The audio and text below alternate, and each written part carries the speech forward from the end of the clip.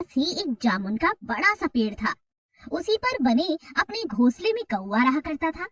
पेड़ के नीचे जमीन में बिल बनाकर चूहा रहता और निकट की घनी झाड़ियों में हिरण उसका बसेरा था। दिन में कछुआ तट की रेत पर धूप सेकता रहता, पानी में डुबकियां लगाता। बाकी तीन मित्र भोजन की तलाश में निकल पड़ते और दूर तक घूमकर सूर्यास्त के समय लौट कर आते।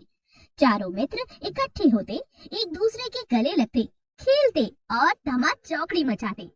एक दिन शाम को चूहा और कौवा तो लौट आए, परंतु हिरण नहीं लौटा। तीनों मित्र बैठकर उसकी राह देखने लगे। उनका मन खेलने का भी नहीं कर रहा था। कछुआ बहराए गले से बोला, वो तो रोज तुम दोनों से भी पहले लौट आता था, आज पता नहीं क्या बात हो गई, वो अब तक नहीं आया है। मेरा तो दिल डूबा जा रहा है। चूहे ने चिंतित स्वर में कहा, हाँ, बात तो बिल्कुल गंभीर है, जरूर वो किसी मुसीबत में पड़ गया है। अब हम क्या करें? कौवे ने ऊपर देखते हुए अपनी चोंच खोली।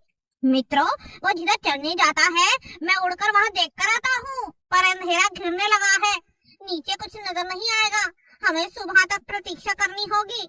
सुबह होते ही मैं उड़कर जाऊंगा और उसकी कुछ खबर लाकर तुम्हें जरूर दूंगा। कछुए ने सिर हिलाकर हाँ कहा। अपने मित्र की कुशलता जाने बिना रात को नींद कैसे आएगी? दिल को चैन कैसे मिलेगा? मैं तो उस ओर अभी चल पड़ता हूँ। मेरी चाल भी बहुत धीमी है, तुम दोनों सुबह आ जाना। तभी चूहा कहता है, मुझसे भी हाथ पर हाथ धरकर नहीं बैठा जाएगा, मैं भी कछुए भाई के साथ चल पड़ता हूँ।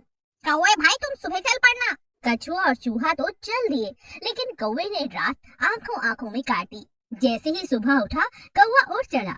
उड़ते उड़ते चारों तरफ नजर डालता हुआ जा रहा था। आगे कछुआ और चूहा जाते उसे नजर आते हैं।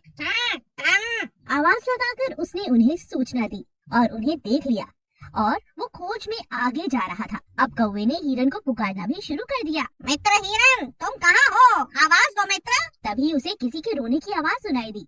सुर उसके मित्र हिरण का ही था। वो आवाज की दिशा में उड़कर धीरे से उस जगह पर पहुंच जाता है जहां पर हिरण एक शिकारी के जाल में फंसा हुआ छटपटा रहा था। हिरण ने रोते हुए बताया कि कैसे एक निर्दयी शिकारी ने वो जाल बिछा रखा था। दुर्भाग्य से वो जाल न देख पाया और फंस गया। हिरण ने रोते हुए कहा, शिकारी आता ही होगा, वो मुझे पकड़ कर ले जाएगा और मेरी कहानी का अंत समझो मित्र कौवे।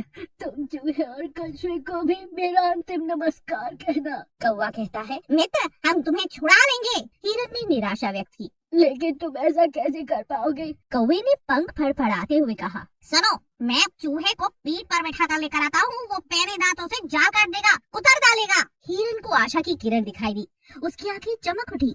तो मित्र चूहे भाई को शीघ्र ले आओ। कौवा उड़ा और तेजी से वहां पहुंचा जहां कछुआ और चूहा आ पहुंचे थे। कौवे ने समय को बिल्कुल भी बर्बाद नहीं किया और तुरंत चूहे को लेकर वहां पहुंचा।